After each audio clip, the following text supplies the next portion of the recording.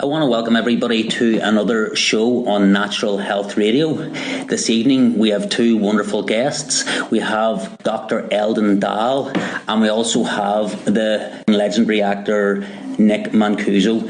So Dr. Dahl, I just want you to, if you could give the listeners just a little quick overview of who you are, how you get into this, the holistic health field, and then once you're finished, maybe we'll hear a few words from Nick. Sure, that sounds good. Thank you for having me as your guest. Great. For Nick, it's a great opportunity. But I'm a trained naturopathic doctor. So to go back into my field of how I got into this is basically as a child, I went to naturopaths as my mother brought me to naturopaths as a child, and I would see natural medicine and allopathic medicine on the same level. And so it's a great opportunity for me. And when I came to about 10 years old, an experience happened in my life that really changed my life. And that's when I attended the funeral of my 10-year-old cousin, and she had died of cancer. It was very difficult to take in, both 10 years old and seeing really my mortality right there, and that could be me. And seeing around the room all the older people, and it just seemed very unjust. And I made it my point at that is to find out where this disease crisis comes into from somebody that should be healthy, and how they can die so young of such a tragic disease as cancer. Yeah, one of the things. As I was growing up, I would read medical journals and encyclopedias and study. And in 1988, I graduated as a naturopathic doctor. I went into practice. And naturopathy is really the opposite of symptomatic therapy like medical doctors do. It's treating the body as a whole, holistically, and finding the core of the disease. And so that's basically how I got into it. It's been quite a journey for life, and this will be 30 years that I've been in the business now. That's amazing that you, at such a young age, you got to actually even realise that there was any other alternative to allopathic medicine, because most people actually don't realise that exists either until they get sick or, after they've been dragged outside the mainstream by some health challenge. Well, that's what I found when I first went into practice as a naturopath. I found all the chronic cases came to me, all the worst of the worst, stage 4 cancer, full-blown AIDS. They were on their last leg because they have tried all the medical route and they were given up, and so they came to me as the last hope. And back then, it was kind of like a witch doctor. Back then, it wasn't really known to be a natural healer. And so the challenges were definitely there. And I knew at the time that the products that I needed to treat them, I had no access to. And so I had to really compound for my patients' needs. And this is what got me into the business of creating products for the healing of the people, because there was really nothing out there for them. So it's huge challenges that I went through. So basically, the products that you needed to treat your patients didn't exist, and so you found some way to actually develop what it was that they needed to cure whatever health challenges they were having. Yeah, that's right, because in Canada, probably most of the G20, they were not available. They were classified as being illegal. Right, yeah. Simple things like amino acids back then were illegal. Certain products like DHEA is still, to today in Canada, it's classified like a narcotic. And even though it's from natural sources, it's produced from wild yam. as a skin cream. So you can charge up to $40,000 for one bottle here and actually go to jail by having DHEA. And so I'd just like to take the opportunity now, if I could, just to bring Nick in. Nick Mancuso, you and Dr. Dahl have sort of, I think, developed a friendship over the years, and could you just tell us the story, how you met, how you got to interact with each other, and how that sort of journey has progressed for both of you?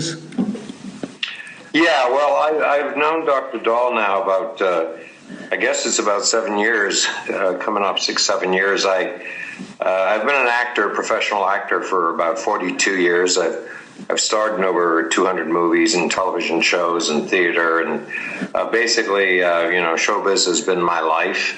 But about 20 years ago, I started getting sick and developed diabetes, and then diabetic complications, and then started getting circulatory problems, and then heart attacks, and it was one thing after another. And I began this journey towards healing. I discovered that my condition was a consequence of having been exposed to toxic material in a theater that I helped start back in 1969, which was an abandoned warehouse. Back then in Canada, theater was just starting off, and we would get funding to build these theaters, and there weren't any, so most of them were like abandoned factories, right, or warehouses. And this one place, which shall remain nameless, was, as it turned out, a toxic dump. There were about 40 of us, 40 actors, and of that 40, of the group that I know, 37 are dead, with an average lifespan of 59 years. Wow. The entire place was a toxic dump. It was a hidden toxic dump. There were barrels of PCPs and dioxins, and turned out the soil was radioactive. It was a nightmare scenario. While I was working there, and I was maybe 21, 22, I started getting, for the first time in my life, ill with all kinds of strange symptoms and pains and colitis and arthritis. And I was doing a show at the time, and I had to quit the show because I couldn't even walk. I ended up going to the various doctors who did all the tests, and all they could tell me is that, all the numbers were completely screwed up. The liver was screwed up. Everything was zany, but they couldn't really help. Then I stumbled on a Dr. McLaren, an 82-year-old homeopathic doctor whose father had been a homeopath. And I began taking homeopathic remedies, which immediately started having an impact on me, and I started feeling better. It took about 6 months, and I went back to work, but I was always very sensitive to chemicals of any kind. Yeah. Got to a point where I was turning into the boy in the glass bubble. Right. I couldn't stay in hotels, if there was a lot of formaldehyde or chemical sprays of any kind, and so forth. Tell me this: the chemicals you were exposed to, was that just like as a one-off, or was that over a certain length of period of time? Well, I was there for about 2 years. Right. So after 2 years, you were completely. 2 years. Yeah. And as it turned out, I found out later from the artistic director, the actual topsoil was radioactive, right, because the place had been used as a hidden secret laboratory during the making of the bomb. Yeah. And so there were these sites throughout Toronto and Port Hope where it was processed into uranium-235. Anyway, the place was radioactive. And, and back in '69. And so I just, then about 20 years ago, it hit me, full blown. I became totally diabetic, and everything started collapsing. And therein began my journey towards healing. And the regular stuff I was put on for the diabetes, I was immediately put on glycerides, which gave me a heart attack. I then discovered that glycerides, do give you heart attacks, increased heart attack risk 500%. Wow. And the University of Miami studies showed the enzymatic action prevented oxygen from bonding with the heart muscle. And then I started opening, my eyes started opening to the fact that most of the allopathic stuff out there really is, at the very best, the symptomatic. In other words, it'll deal with a symptom, but it won't cure the disease. So I began the journey of a naturopathic, orthomolecular, nutraceutical, homeopathic. I've always continued with Chinese, even electromagnetic. I should be dead. As I said, the average lifespan is 59 years. I'm now 68. Granted, I have a lot of physical problems. But I'm alive, and one of the main reasons, a very important reason, is the fact that I started also working with Dr. Dahl and using the products that he makes at Life Choice, and they've made an immense difference. So I continue in my journey towards healing. But it's been a real horse ride. The problem, of course, is that nowadays we are surrounded by toxicity. And, as Dr. Gerson, a German doctor, said, in the 1930s, cause of all disease is either nutritional in nature or toxicological. There is some toxicity somewhere. So it's very hard to stay healthy in this climate. Yeah, I would totally agree with that. That all our air, our water, and our soil have been bombarded with all sorts of pesticides, radioactive waste, and especially the likes of Fukushima that is leaking out over 300 tons of radioactive waste into the sea. And so, even now eating natural, healthy food, it doesn't seem to be good enough anymore. Yeah, and continues to do so. And of course, GMOs are, like a cancer, have spread throughout North America. Yeah. I think Europe has managed to stop some of it, although eventually I think they're going to probably break in there too. I mean, the GMOs, it's more than enough evidence that says GMOs are very, very damaging to the alimentary, the guts, the intestines, and so forth. And, we're tampering, we're playing with fire, and we're playing with fire to our own detriment.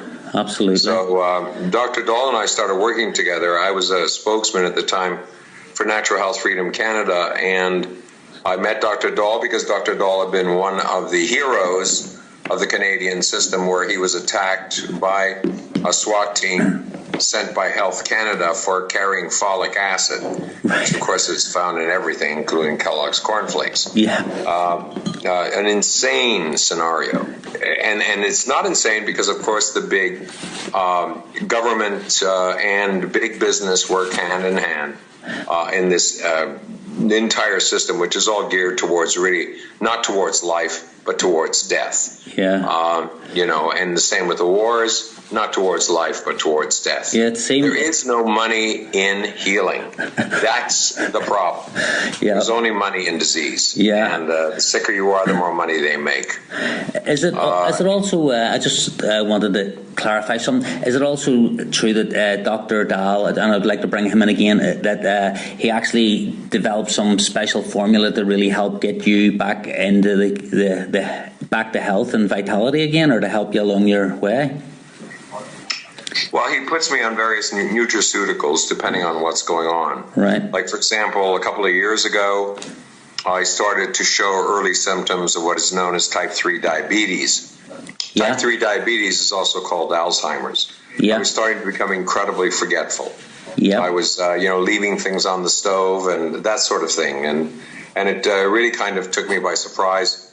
And I started getting concerned because, I was just forgetting basics. So he sent me a product, one of his products, which is called neurotransmitter support, and which are amino acids and so forth. And within a week, my memory was restored, my attention span, my concentration. I have to use a tremendous amount of memory in my work. I do shows that are as long as an hour and 20 minutes. That's a lot of memorization. And so my memory, which has always been very strong, started getting... Anyway, I started taking it just day and night. So it depends on, the various things that are going on. But as he points out, diseases travel in packs like wolves. And when one shows up, others show up. So I'm mid process here. And so, from where you were to where you are now, how much has your health improved? Well, significantly. I mean, significantly to the point that I can, function. Yeah, and would you attribute a lot of that to the supplementation you've been taking and Dr. Dahl, or are there other things that, because there could be other, I use Dr. Dahl's products. I also use some electromagnetic technology. I do IV drips occasionally, orthomolecular drips. Occasionally some Chinese medicine, because acupuncture I find very helpful, and homeopathy. Yeah. So it's an overall thing. Plus, I had studied yoga for many, many years. So when I feel better, I get back into my yoga, and I did macrobiotics. I did all the different things over the years to try to keep myself alive and healthy. Yeah. But finally, my system collapsed. It couldn't deal with, they found uranium in my bloodstream. I was at the Whitaker Institute, and they found mercury and lead, and they found the heavy metals, and also uranium. Wow. And Dr. Whitaker called me to his office and asked me if I worked in the nuclear industry. And I said, no, I'm an actor. We found uranium in your bloodstream. Where would you get it? Well, It turned out to be in that theater. Yeah, so eventually you were able to trace it back. Dr. Dahl, just as you've worked, if you're still with us, I am. Just with treating Nick, what did you find made the biggest difference? Was it a combination of different things, or was it one thing that really sort of got him a profound shift in his health? Well, how I really came into association with Nick is when he was going to speak in Toronto. I had a vision of him the night before in my sleep, and I'm quite a spiritual person, so I do believe that we are triune beings, body, soul, and spirit, and we should take special heed to those things when you feel that. Some call it your gut, or some call it intuition, but I call it it's a higher power, I believe, and some call it channeling. But and so I knew I had to talk to Nick the next day, and so I introduced myself to him, and I said to him then, I didn't know nothing about him other than being an actor. Yeah. And I said, how well, I was supposed to ask him a question, how much do you want to be well? And that was all I was supposed to say in this vision. And so I said it, and he said about 50%, because at that point he was struggling with so many health conditions that life or death was probably just as easy an outcome, because he could escape probably what his body was going through. And at that point, I because it came to me as a vision, because I said I can help you. Not that I knew anything about you, but because I believed that what came to me was real, that I knew I had the means to be able to help him. And so that's how the journey began.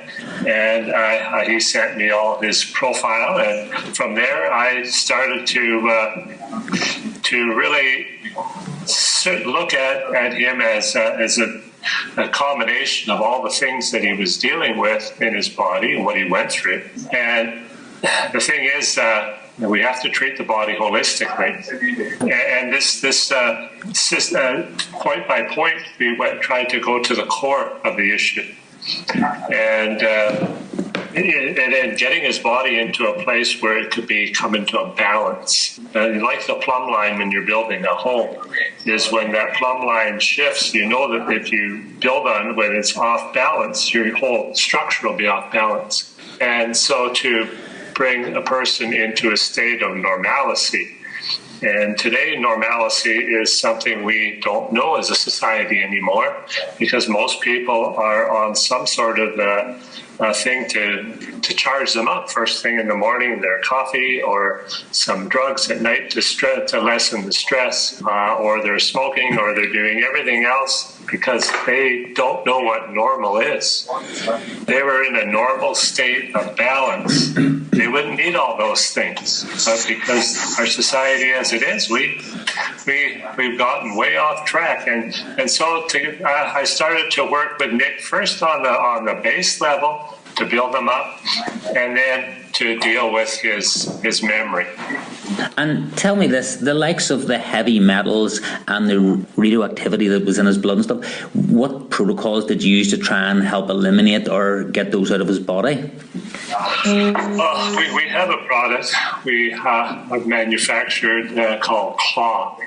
Claw is in Latin for chelation. And so what it does, it's quite an amazing product. I've used it in practice when I was in practice, and it actually vasodilates the blood vessels and starts taking the heavy metals and starts releasing them systematically through the body over a period of time, because you don't want to release them too quick, because then you'll impact the liver. And so that was a very important aspect. And then to replace the minerals with, because it drains both your organic and inorganic minerals, to replace them with active minerals.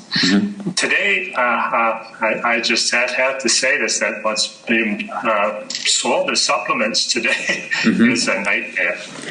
And I feel sorry for the consumer. I really, really do.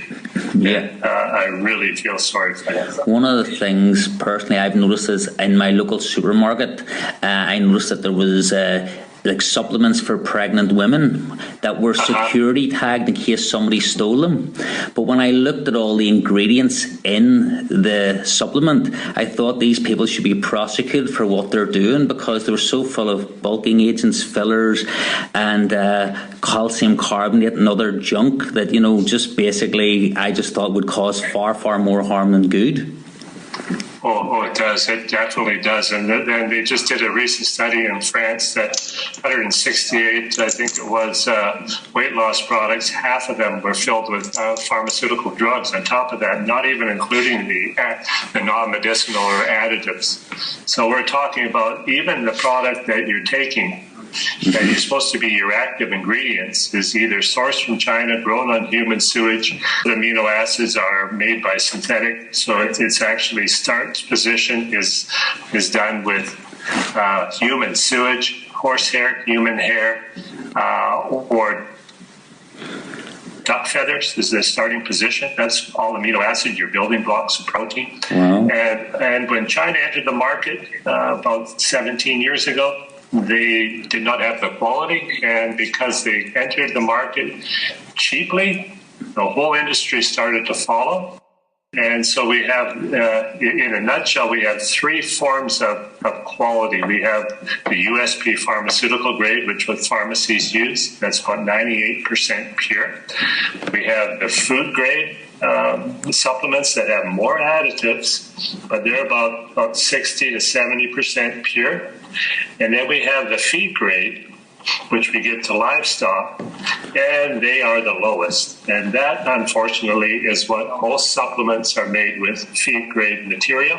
I don't know of any other company that uses what we use, USP pharmaceutical grade, because I realized when I started out in practice, if you're going to treat disease conditions, there's only one way to do that, is to use the highest quality possible, and there is no compromise when it comes to that.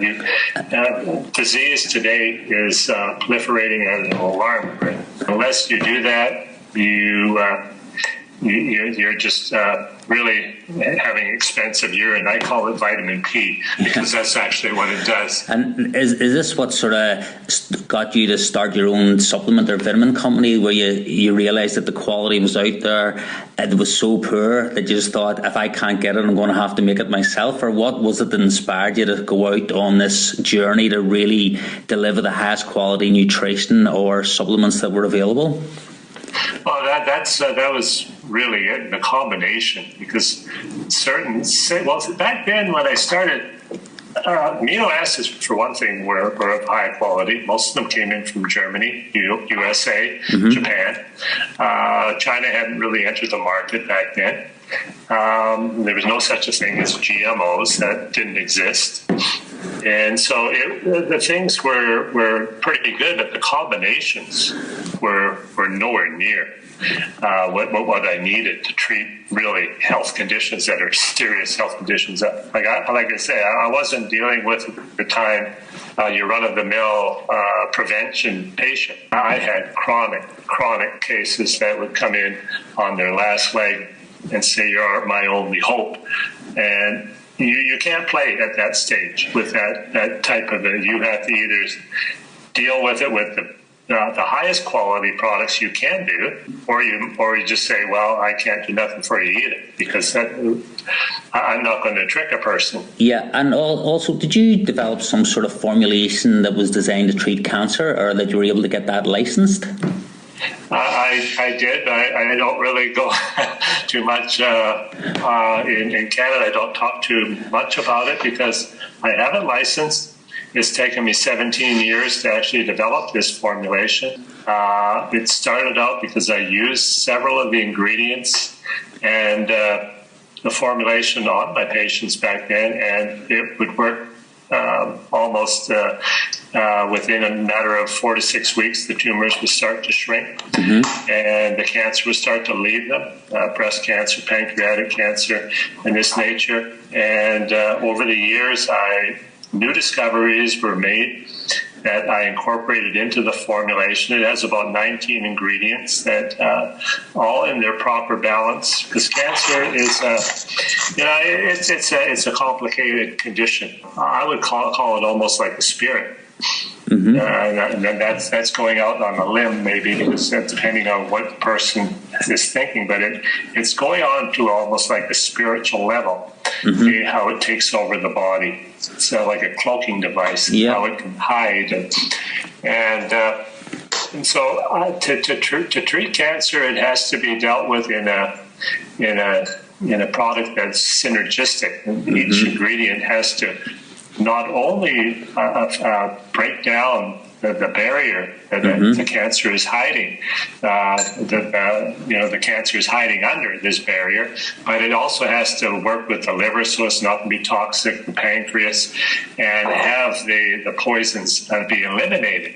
Like chemotherapy that just kills the whole body. Yeah, one thing I remember when I was going to school was that very few people had cancer, and that if somebody had cancer, even it was at the other side of the city, it was like, wow, did you hear somebody had cancer? But it seems now that cancer has become something like as common as the cold, and it's almost like if you ask anybody who knows somebody that has cancer, it has become such an epidemic. And so what do you think has caused the cancer to be so prolific, and what would you recommend that, especially prevention is so much better than cure, but what would you recommend for people to prevent themselves getting into the state where they can create conditions to get cancer, and also when they do, or if some people do, what product or what can they do to help themselves?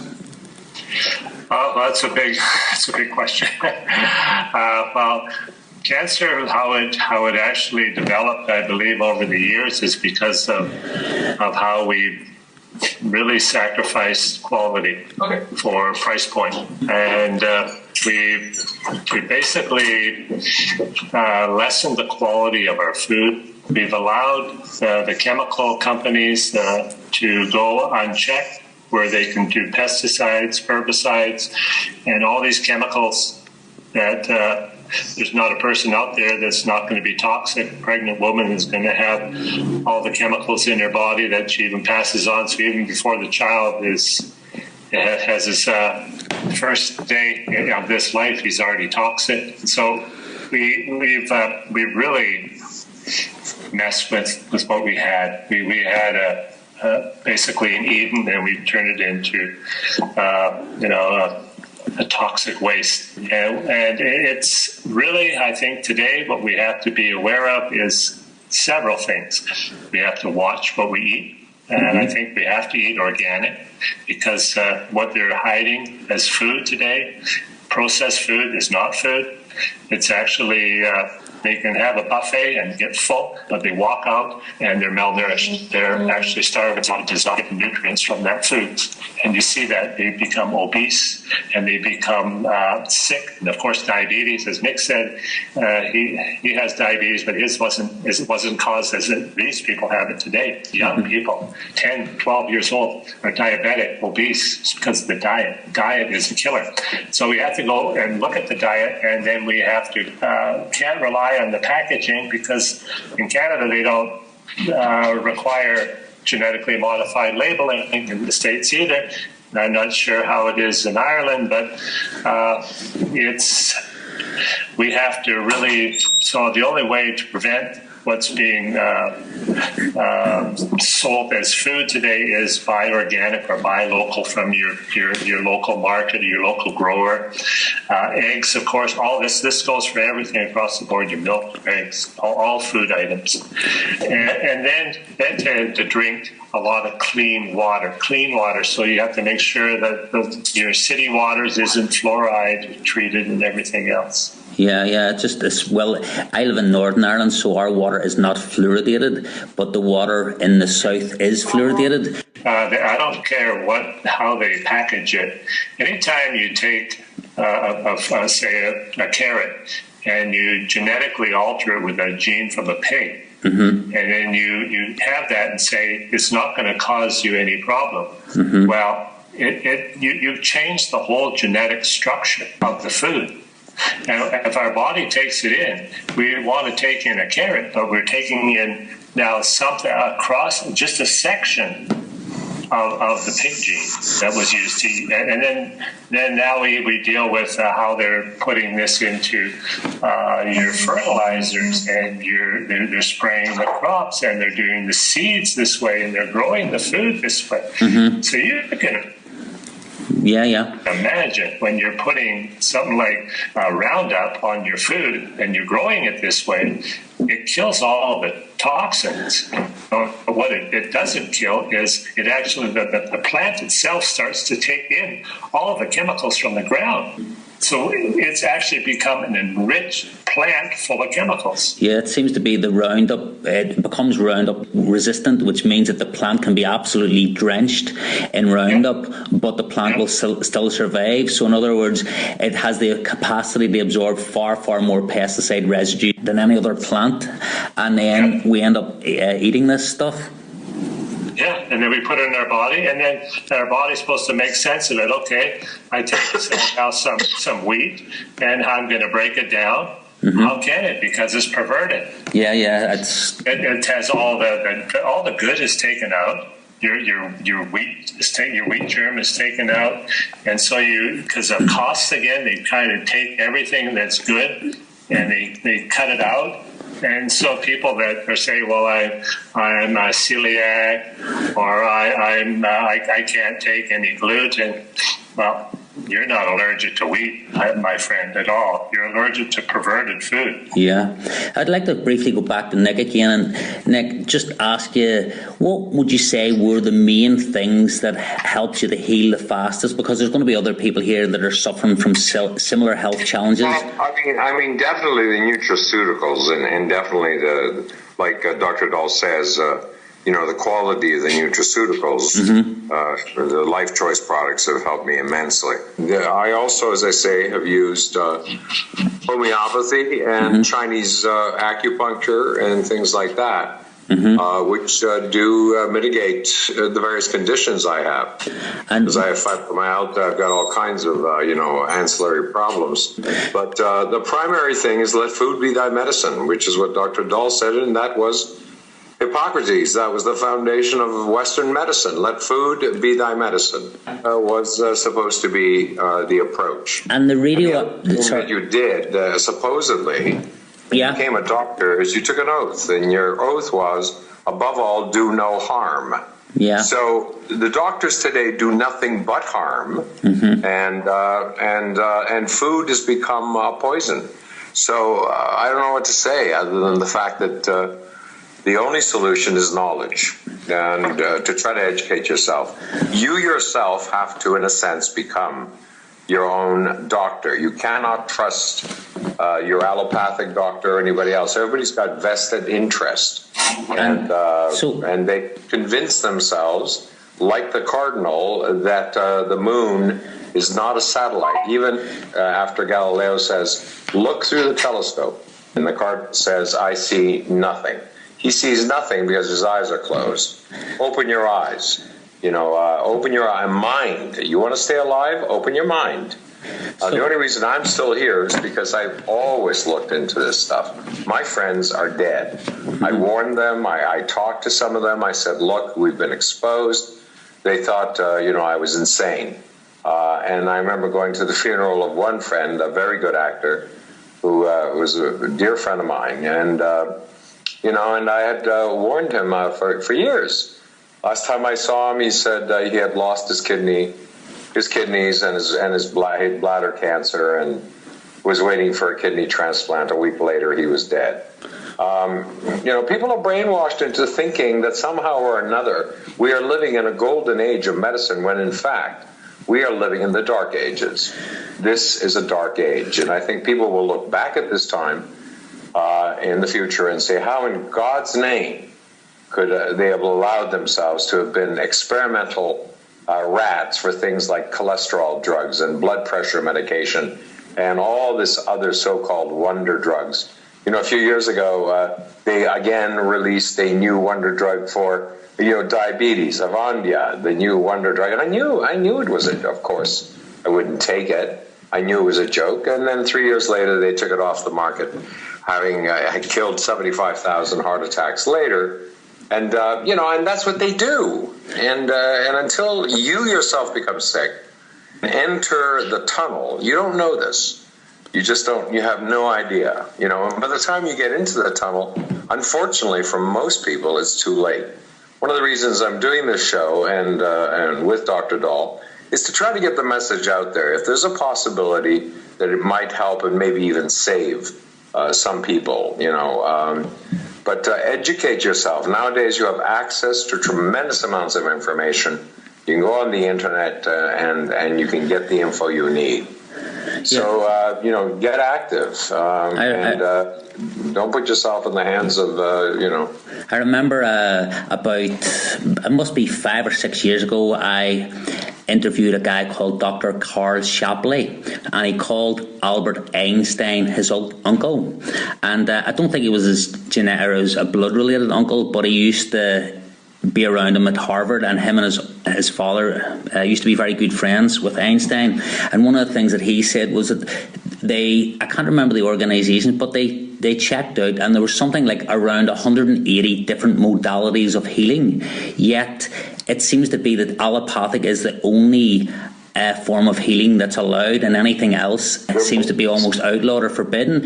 Do you think that do you think that like natural medicine will ever be accepted, or why is there such resistance to it? Well, the allopaths, basically have become the bullies of the healing thing, and then they've broken constitutional rights left, right, and center.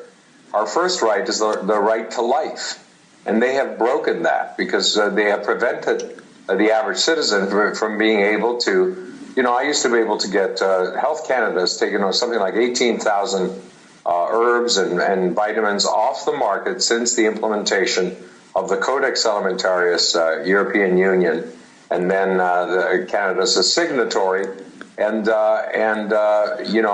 so things that were very effective suddenly have to have NPN numbers, and they have to be. You can't even have garlic now on the shelf unless it has an NPN number. In New Zealand, apparently, you can't grow oregano in your backyard because it's considered to be a drug. What they've done is very nasty and very clever, which is to label foods as drugs. Because foods do have healing effects, they got away with it. And these morons and these idiots and criminals, because this is what they are, they're criminals. Let's not mince words here. They're criminals. These criminals have taken over governments, and like the bankers and so forth, and basically are holding the planet hostage. They have a gun to our heads, and the healing modalities was one of the main ways of doing it. You don't have to do a tremendous amount of research to realize that vaccines do have an impact on the system. Vaccines can be connected to autism in spite of the fact that there's all this fodderall, because the fact of the matter is you just have to look at the statistics of why autism is going exponential. Mm-hmm. Why is cancer going exponential? These things don't happen by chance, by accident. Of course it's connected to pesticides and herbicides and all this other stuff. But they try to convince you, so they're like these nasty bullies that hold a gun to your head and say, who are you going to believe, And then, of course, the media plays along. with it. They parade up and down and do the drumming. And just like these stupid ads, I don't know if you got them in Ireland, but in Canada we have them, these idiotic ads for various drugs showing happy, smiling 20-year-olds, running around a beach, throwing a ball around, and then it'll say, to take a blood pressure med, right? Mm-hmm. And then it'll give you, has to by law give you the side effects. And they'll rattle through the side effects, including death, very quickly. It's a joke. It's insane. It's absurd. Yeah, and people are accepting it, like the sheep, the so-called sheeple, they're asleep and they become progressively number. Yep. There's a reason why fluoride is put in the water, because it makes you stupid. Aspirin makes you stupid. These drugs make you stupid. And that's what's happening. The actual intelligent quotient of people has gone down so deeply, particularly in the United States, that how can an organism survive if it doesn't have the capability of responding to the environment? That's what survival is being able to respond to the environment. Yeah. Well, they're not responding. Their reflexes are way gone. Yeah, one of the things that I noticed in America, I do a lot of research for a book that I'm writing, and I think I don't know if it's Canada as well, but in the US and New Zealand, I think are the only two countries in the world that can directly market drugs to people, where the rest of the world, they actually have to be recommended by your GP. And one of the things especially that I notice is that, the research that they use to promote their drugs, these pharmaceutical companies can do their own research, submit their own research, and it's not ever checked for the validity of it. And if something in a study is shown to have an adverse or harmful effect, they can actually leave that part out of the study and only quote part of the study, the part of the study that suits the pharmaceutical company. To me, that's a fundamentally flawed system, and it's criminal. Yeah, I think if you watch the movie Constant Gardener, have you ever seen that one? No, what? Yeah. Well, it's a Ralph Fiennes and Rachel Weisz did that. They won an Academy Award for that movie, and it's talking about the drug industry, the pharmaceutical drug industry, how they test the products in Africa, and how it's killing so many people. And what they do is they all those statistics they don't have to show, and then they only show the 2 or 3 that actually work, and then they get approved for that. They had only a very little fanfare and went out. I guess they just didn't allow it to be publicized. But I would recommend your viewers to get The Constant Gardener or watch that movie. Yeah.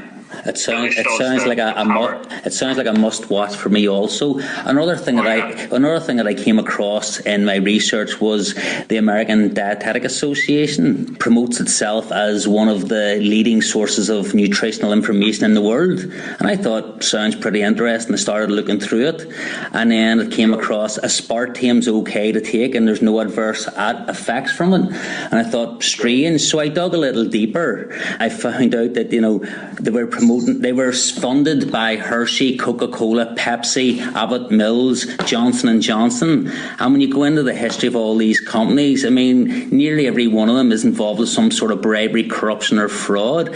And when an organisation like that, which also runs graduate programmes in universities, has so much influence, and when you go and you look further again, they run seminars once a year where corporations or companies can come and promote their product.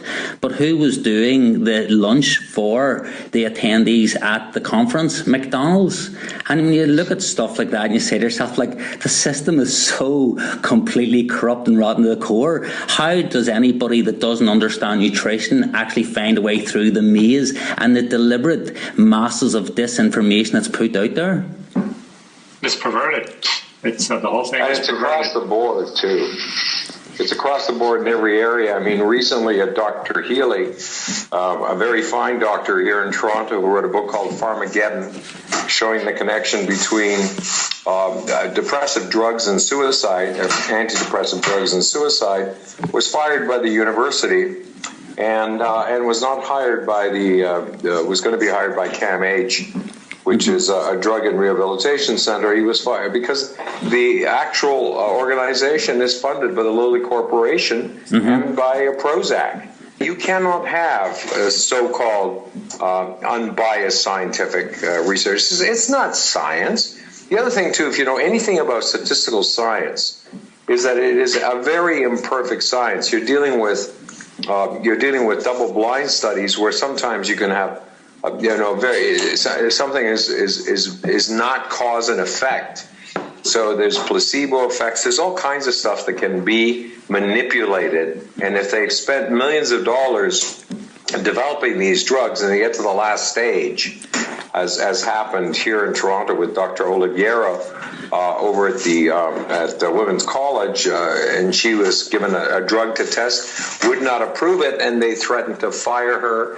They threatened to pull funding from the university, from the hospital. I mean, it's a joke. This is not science. This isn't scientific. Everybody thinks it's scientific. It's propaganda. Yeah, it seems to be. Joke. It seems to be that science now has become whatever you're willing to pay for, that you can actually get, you can buy the result that you want. And I remember a few years ago finding that there was a study put out that showed very, very favourable results for the pharmaceutical company. The only thing is that they released the results of the study before the study was actually carried out. So there's a blatant case of the doctor caught with his trousers down. Yeah.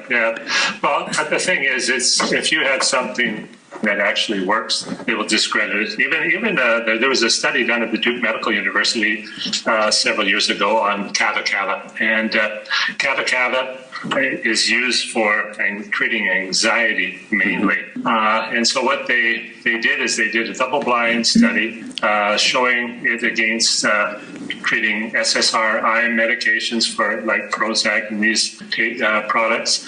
And it was actually more effective without side effects. And they were going to release their study.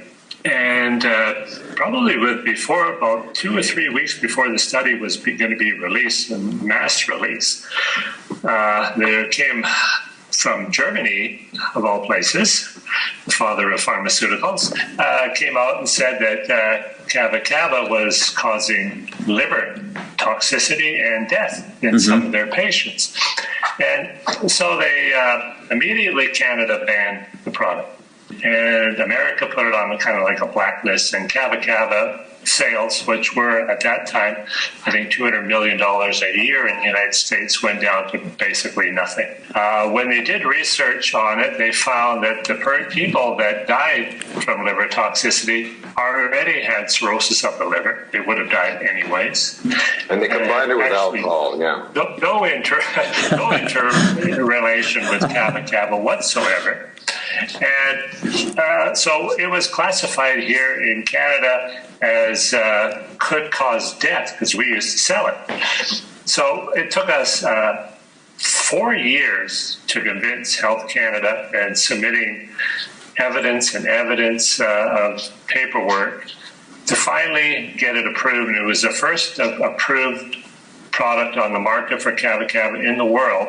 And to raise the stigma and to erase the stigma off the product. And so it's an amazing product to use. And the thing is, what the people were doing, which is, again, goes back to product quality, is they were trying to cut expenses, so they would use some of the stems, some of the leaves, and instead of using the 5-year noble root, they started to use 1 or 2 year immature roots. Yeah. And then they would actually process it using chemicals like harsh alcohols and chemicals to extract it out. This was causing the problem. It had nothing to do with the pure kava root. And this is what's being sold today on the market, unfortunately, as kava. And so here again, you don't have your product that's actually high quality. Yet we buy ours from Vanuatu. We have the medicine hunter go inspect the crops from where we buy it. And this is where it comes. You have to do your due diligence, because if something is that effective that it can work, then pharma is going to find any way possible to not have it be on the market or to discredit it. This is where it comes. Actually, it can restore, it helps with the liver, not even damages the liver. And it can actually help. Here's a study that you may find very interesting, and your listeners. is that they did a study on the natives who were consuming kava on a regular basis. And what happened is they were not developing lung cancer, even though they were smoking like chimneys. And they realized that this is the I think the American Botanical Society actually released this study, and we have it posted on our website. And so it was showing that these people were not getting cancer because they were consuming kava on a regular basis. Kava, for smokers, may actually prevent them from developing lung cancer. And where would, if somebody wanted to try and obtain some of these supplements and stuff, where would they actually, I mean, you sell a lot of high quality nutrition. Could you give us your website details so if anybody actually does want to buy the product, they could actually check it out and maybe order some? Yeah, it's lifechoice.net. Yeah, it's lifechoice.net, yeah. Yeah, lifechoice.net, all lowercase. And I have several videos on there that I've produced to try to get the education out there on product quality. Also on what Health Canada did, the RAID. Nick Mancuso has some of his on there too. So it's a very informative site. It's cutting edge. We don't just another thing that hide anything. We try to really expose it because people need to be aware of what's going on. Yeah, and the kava, where would they get that? Yeah, we sell kava. Oh, you sell it as well? In a liquid form and in a capsule form. And the other thing that you're probably very aware of, especially when you're in the holistic medicine world, you've heard recently that a lot of holistic doctors have mysteriously died, vanished, committed suicide in the most horrendous ways and stuff. It seems to be that it has become an epidemic where so many people that are out there that would be offering anything other than what the pharmaceuticals have for sale seem to have become targets. I believe that. So you have to become more popular, and that's why I do shows like yours. Yeah, so you're definitely not you're definitely not feeling depressed. You're not deciding to drive home recklessly later on this evening or anything.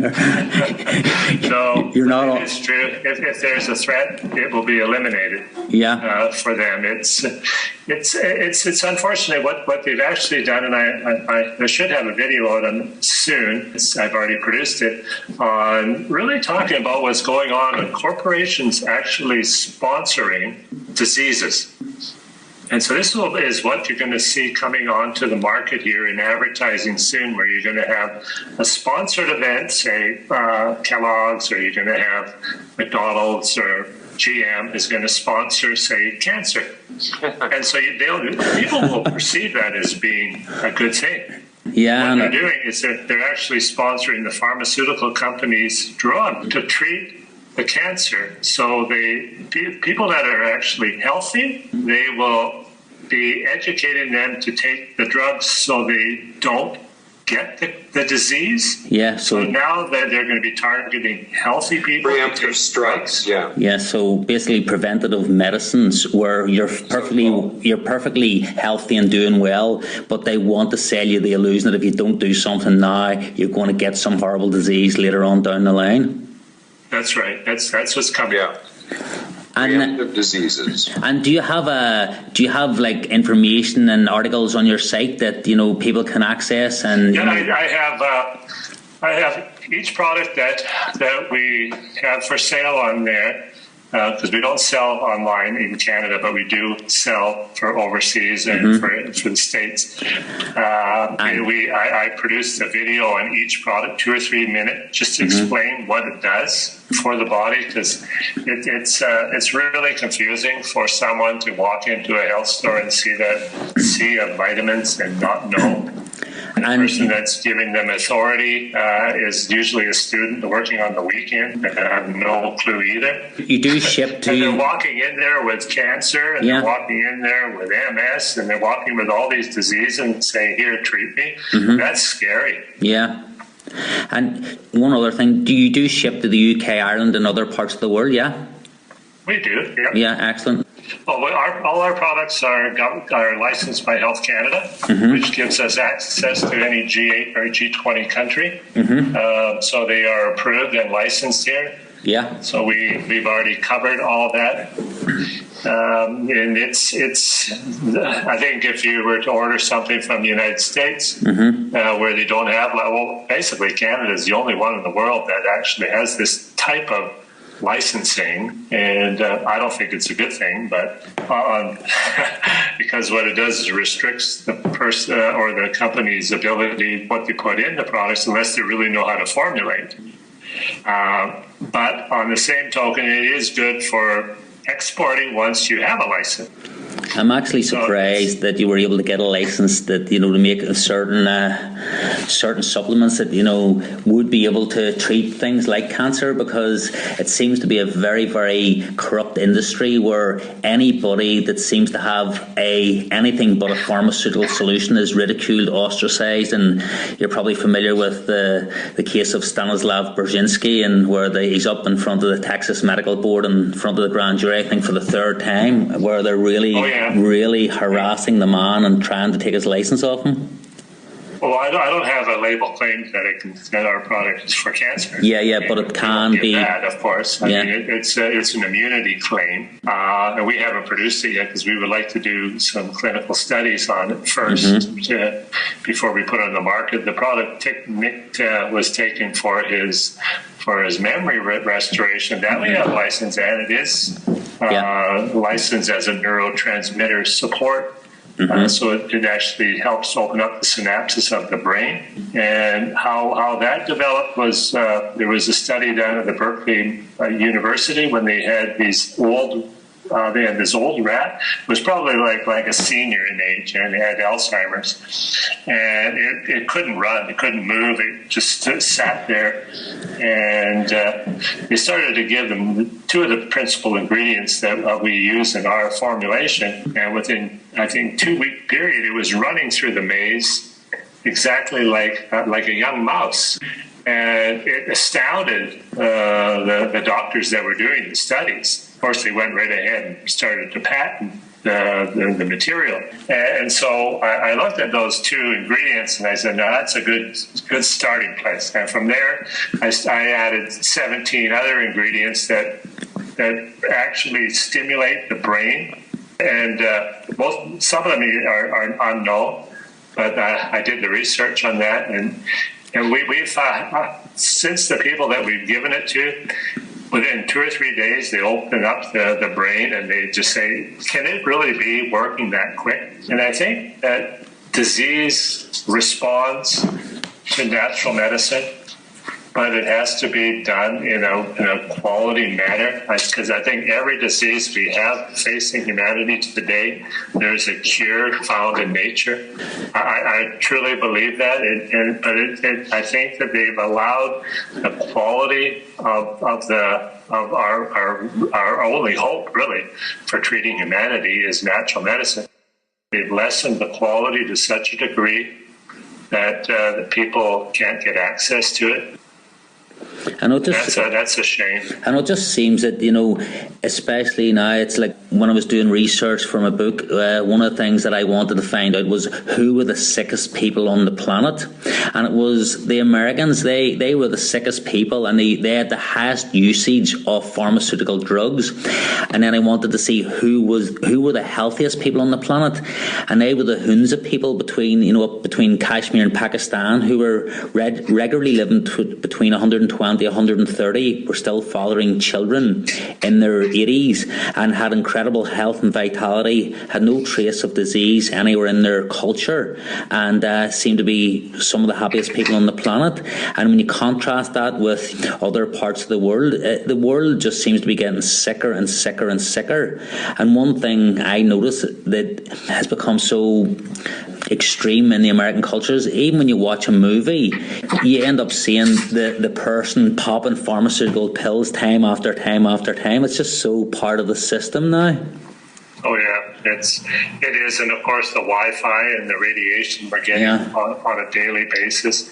And young people are having their Bluetooth in their ears. Of course, what they're doing has a big signal. To say nothing of all the drugs that everybody's now consuming, and all the painkillers, and all the both legal and illegal drugs. America consumes 80% of the world's painkillers. What does that tell you? You know, and Dr. Brzezinski, I mean, it's a great shame. The Brzezinski protocol, you know, showed 20 years ago to reverse tumors in the brain. And they shut him down and opened up, and they keep going after him.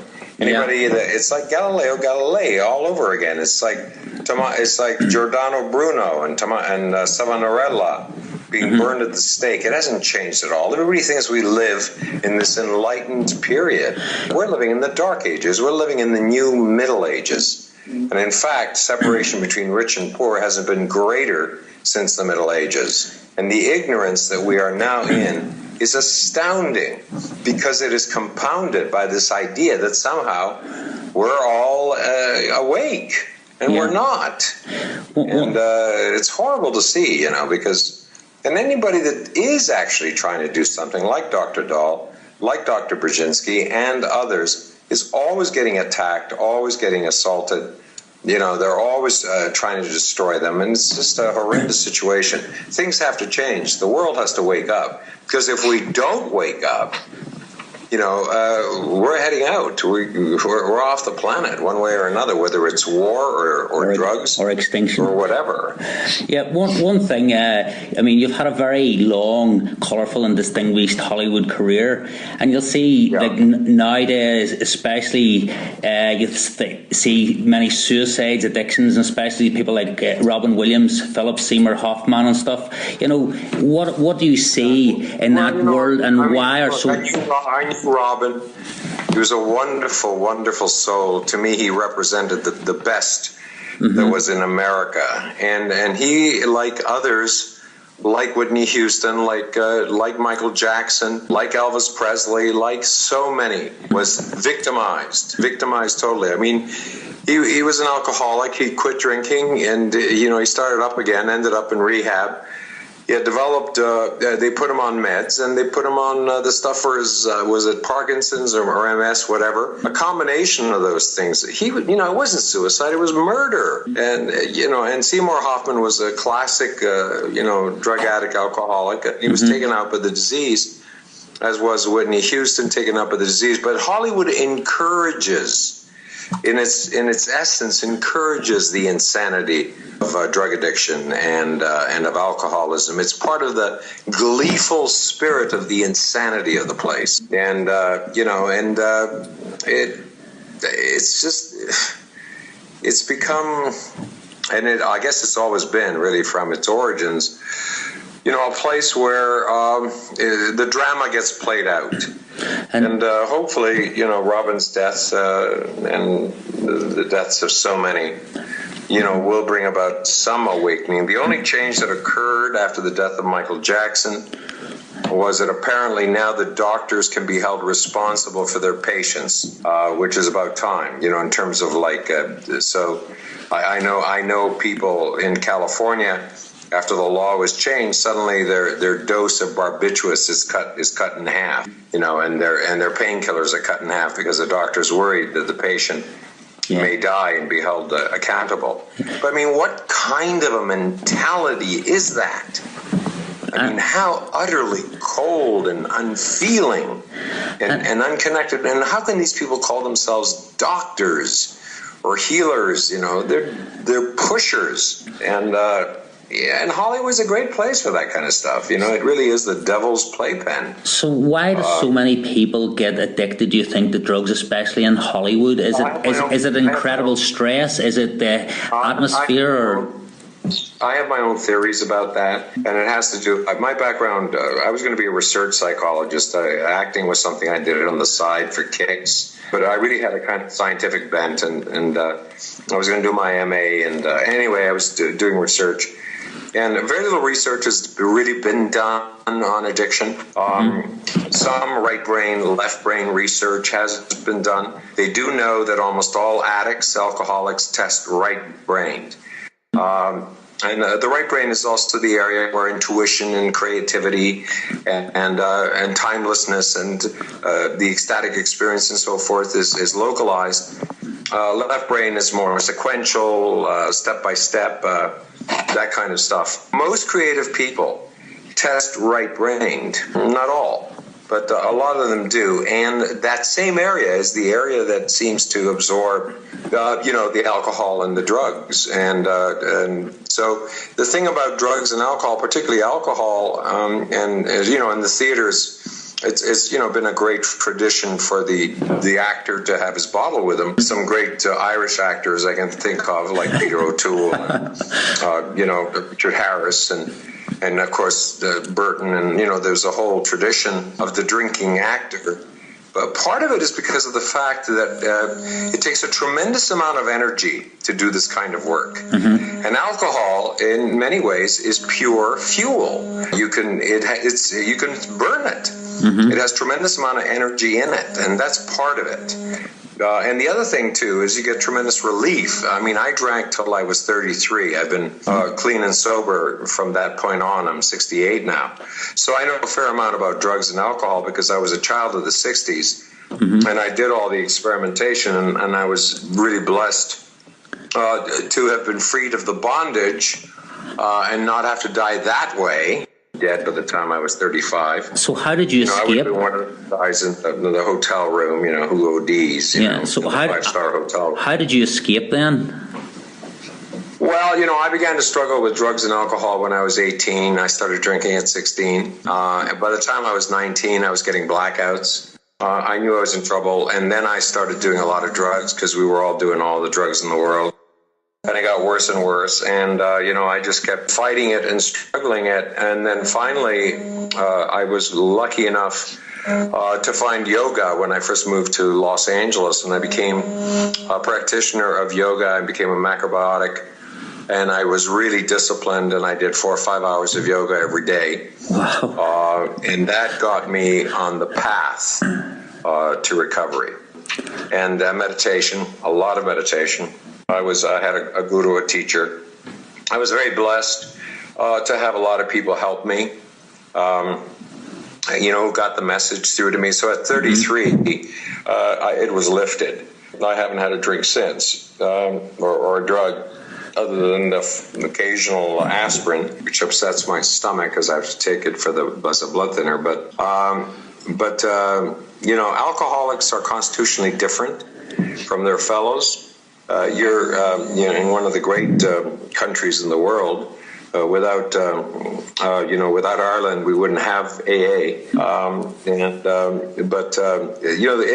It seems to be, in my mind, it's got nothing to do with. In my mind, it's like it's a price paid, in a sense, for creativity. A lot of alcoholics are immensely creative people, and if they can get a handle on it, they have a life. And if they can't, they drink themselves to death. Mm-hmm. But Robin's case was really, really sad. So sad. Yeah, just one of those people that, it was such a shining light. It wasn't issues. It was the drugs. Dr. Healy's research has conclusively shown, the connection between antidepressives and suicide and homicide. Almost all those cases, the Columbine cases, those kids were on various psychopharmacological drugs. Yeah. They want to keep that quiet. They don't want you to know about it. I think now they have to put a warning label in California on some antidepressives. Danger may cause suicide. What kind of a world is that? The so-called things to heal us put us in harm's way in a way that is uncanny. Mm-hmm. But there's something really quite demonic about it all, in my mind. There's this kind of gleeful, demonic energy behind it all. It's all that happy-go-lucky, yeah, let's go kick ass. You're in your 20s and you're stoned out of your mind, and all that kind of insanity, which of course results in the world we're in. I suppose, yeah, we live in a world now that's completely out of balance, where we're encouraged to buy more and more superficial plastic crap just to throw it away and buy more of the latest new shiny gadget that we don't need. And it seems to be that, people are so obsessed with objects and actually don't take the time to actually connect with each other or to appreciate the magnificence of nature, life, or spending time in nature. So much so. The great plays. You mentioned, Justin, about if natural medicine will ever be accepted, and I think what we have to do is we have to take back as a society our power. What people do today is they give their power over to the medical system. Really, they don't want to do all the work that's involved in becoming healthy. It means a lot. They would rather keep the same lifestyle they have and just take a pill. There's such arrogance there. Yeah, I agree. And so for the people to really come into this, I think they're going to have to really revolt about whatever there is being purported today and put out there as being health. Because what is given out today as being health is not health, it's sickness. We applaud every time we see a new hospital being built. That just shows me that our society is becoming sicker. It's a place for sickness. It's not a place for health. That's first aid. It's not a place for health. And so what we have to do as a society is to really stand up and protest and say we want to have access to the things that are healthy, our food. We want quality food. We want quality water. We want quality air. And even we have to protest even against the supplement industry. We want you to produce quality supplements. Because the bottom line is, if you can't expect quality if you buy your vitamin at a dollar store. I know they sell it here actually with a license. Yeah, we have a store in the UK that I'll not name it, but everybody will know who it is. But you buy your full price vitamin or supplement for whatever, say £10 or £12, and get the second one for a penny. And I'm sort of thinking, even at a penny, it's expensive because it's pure junk, because it's full of magnesium stearate and titanium dioxide and calcium carbonate and artificial colours and all sorts of junk. And people just think, when they're going for supplements, especially like food, they end up shopping for price rather than quality, and that is the craziest thing that anybody would ever do. I remember giving a seminar a good few years ago, and one guy came to my seminar and he had a Ferrari, and he used to spend maybe £15 per litre of oil for his car, yet he was buying the stuff at 50p in the supermarket, and that was the oil he was running on, and he thought that was okay. And I just couldn't get my head around how somebody could put the best quality stuff in his car but bought the lowest quality synthetically manufactured crap for himself. Yeah, it's because they believe that it was purported and being sold by the health community that it must be good for you. Yeah, it's just insanity. And one thing, a lot of times when I see people want convenience, and the thing is that the more convenient your food is, usually the more processed it is. And one thing I always say to people, is the price of convenience worth the price of your health? Let me tell you something. I was very lucky as a child because I grew up in a small town in the south of Italy, right in the mountains, a place that hadn't changed in thousands of years. And I got to eat organic eggs and oranges and lemons and best food. I can't even begin to tell you the difference in the taste of the food.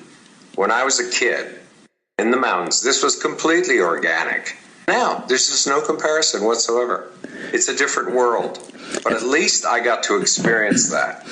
And in my town, in the old days, if people didn't die of infectious diseases, which were the main, a problem, they'd live to be 100 and 110. Clean air, clean water, everything you did yourself.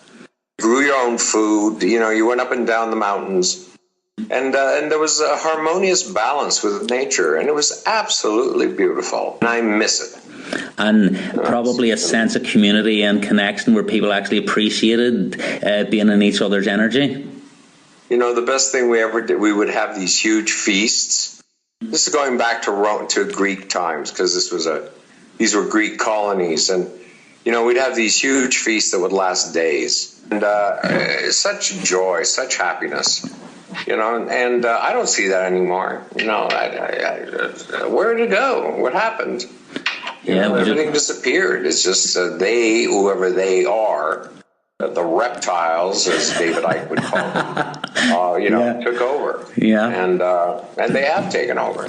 But I think that I feel positive I still feel positive that eventually the truth will set us free, you know, and that the light will shine through the great darkness. But I think things are going to keep getting darker and darker until a light is born, you know, and we're just going to have to do the best we can. Until we start to awaken. Or the one thing I really do notice is that 5 years ago, there was very little about health nutrition, but now you've got more and more and more movies and more people starting to really make noise. And it's harder now for them to control people's source of information, because you've got so many channels like YouTube and Facebook and other social media sites where they can't control everything. And so I see a massive revolution in people standing up and making a lot more noise and are starting to really switch on and become educated. I mean, I think we have a huge way to go, but I really do notice a profound shift in people's consciousness over the last 5 years. I agree. I think we have to, as a group, demand our inalienable right to good food and to health, and demand it, you know, and not let them push us around like little scared rabbits. Well, it's and also, you know, it's just magnificent to have both you and Dr. Dahl on the show to actually stand up, to make a noise, to be counted, and actually put yourselves out there, because, you know, there's very few people that really want to stand out and say, listen, this is wrong, this is fundamentally flawed. And there are a lot of people, I feel that, you know, whenever the time's right, will start to join the ranks, but there's very few people that actually are willing to actually stand their ground and say, this is wrong, we need to change. But the young people are pretty awake, you know. This new generation of kids, at least from what I'm seeing, my son's generation, seem to be very awake. They're very aware, and hopefully they will be part and bring about the necessary change. So if the listeners do want to get more information on you, Nick, do you have a website that they could go to check out? Just type in my name, Nick Mancuso, on Google. There's lots and lots of websites and Facebook links and all kinds of clips and all kinds of nonsense of the 250 films that I did. And you're still here? And I'm still here. In fact, I'm working on I have a new picture coming out that I wrote called Born Dead, which is vaguely about this. And the process, I wrote a play on Frank Sinatra, which I'm hoping to go into rehearsals for. I'm kind of Faustian Frank Sinatra, and I'm producing and writing and acting. I'm still doing it. This is what I do, and I always say this is not a profession; it's a vocation, and that's what I do, and I enjoy it. I just want to have the health and the strength to be able to keep doing it. I'm grateful to Dr. Dahl, and I'm grateful to all the healers out there that are trying to do some good in the world. Well, maybe bring this to a conclusion now. I want to really thank you, Nick, for taking the time to talk to us today. I want to thank Dr. Dahl as well. I really think people like you standing out will make a profound difference. I'm really grateful for the opportunity to connect with you, and hopefully if you have any questions, if you just want to email me, I'll try and get back to you as soon as I can. I just want to say thanks again, and I wish you both every success, and that you keep walking the path and shining your light. If there's any last words, Nick, you'd like to add, or Dr. Dahl? All I want to say is I love Ireland, and I love your accent. Thank you. Yes, it's a great accent. Thank you for having us on your show, and for information on really what we do. I think you find most of it on lifechoice.net or on Google. You can Google me and you see all kind of stuff. And well, that's what comes with it. But, you know, if you're going to really speak the truth, well, you're going to go through things, but the truth shall set you free. Okay, that's great. Thank you. Okay, you're welcome. Thank you. Thank you, Dr. Dahl. Bye-bye. Bye. Thank you, Nick.